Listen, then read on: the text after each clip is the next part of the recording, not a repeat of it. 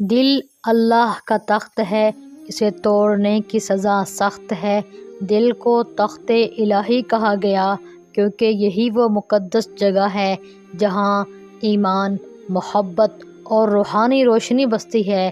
جس طرح ہم کسی بادشاہ کے تخت کو توڑنے کی جرات نہیں کرتے، اس سے بھی زیادہ احترام ہر انسان کے دل کا ہے۔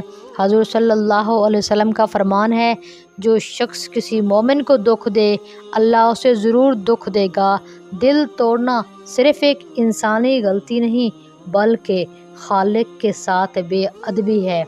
ہنستے ہنساتے ہوئے آنسو لانا، وعدے توڑ کر اعتبار کھونا یا کسی کی عزت کو زخم لگانا، یہ سب اس تخت کو ہلانے کے مترادف ہے جس پر رحمان رب ذوالجلال والاکرام کی رحمت برستی ہے۔